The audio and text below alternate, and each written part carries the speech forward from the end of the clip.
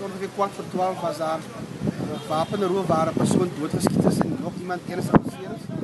Na bewering het die sekuriteit by die geld kom oplei.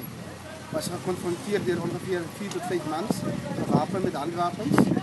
In die proses waar hulle die geld moes oorgedraai het na die geld waar een verdagte die kompleksbestuurder in die kop geskiet en ook een van die sekuriteitsbeamptes wat die geld vervoer het.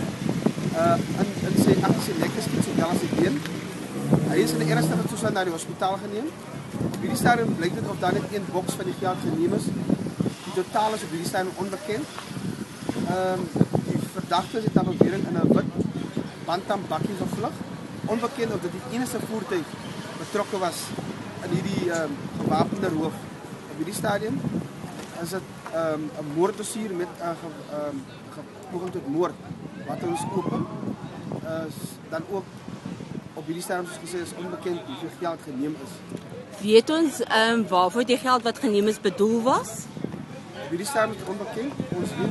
Wat ons wel weet is dat die geld was opgeneem vanaf die naweek se inkomste. Verder is hy onbekend. Die kompleksbestuurder, is hy dood? Ja, dit is 'n 59-jarige kompleksbestuurder. Sy naam is onbekend op hierdie stadium en ek verstaan ook sy familie is op pad vir die nodige begrafnisreëling aangesien hy moslim is, so hulle is besig met daai reëling.